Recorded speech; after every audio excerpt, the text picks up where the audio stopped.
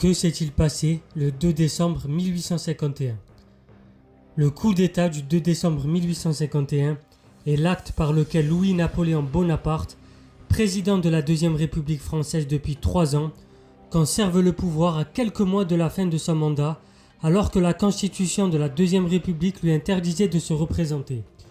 Bonjour à toutes et tous, salam alaikum très chers toins éclairés. Le coup d'État était inévitable. Je vais vous donner l'analyse de Karl Marx. Donc, c'est du moins ce que montre Karl Marx à travers son écrit, à travers son livre, dans une analyse brillante et minutieuse, rédigée à chaud au moment des faits. Pour rappel, Karl Marx a écrit le 18 Brumaire de Louis-Napoléon Bonaparte en 1852. Et donc on va voir un extrait de ses pensées, de son analyse à chaud de l'époque.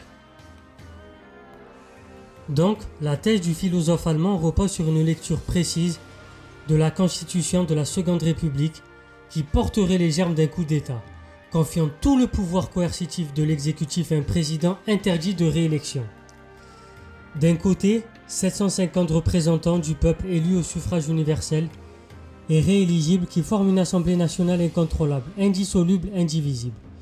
Une assemblée nationale jouissant de la toute-puissance législative. De l'autre côté, le président, avec tous les attributs de la puissance royale, ayant pouvoir de nommer et de destituer tous ses ministres, indépendamment de l'Assemblée nationale, disposant de tous les moyens du pouvoir exécutif, distribuant tous les emplois, ce qui signifie en France décider de l'existence d'au moins 1,5 million d'hommes, car tel est le nombre de ceux qui dépendent des 500 000 fonctionnaires.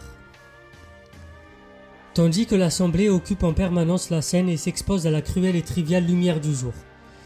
Le président mène une vie cachée aux Champs-Élysées, et cela en ayant devant les yeux et dans le cœur l'article 45 de la Constitution qui lui crie tous les jours. « Frère, il faut mourir, ton pouvoir s'achève le 2e dimanche du joli mois de mai.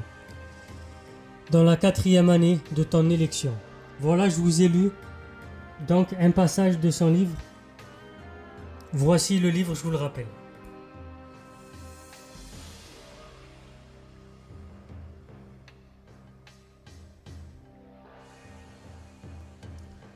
Donc, pour conclure, comment résister à la tentation dès lors que le prince-président est sûr de sa popularité et du soutien de son électorat rural? Contre une assemblée jugée par lui illégitime, Bonaparte réactive la rhétorique du césarisme. Il ne rendra désormais compte qu'au seul véritable souverain, le peuple.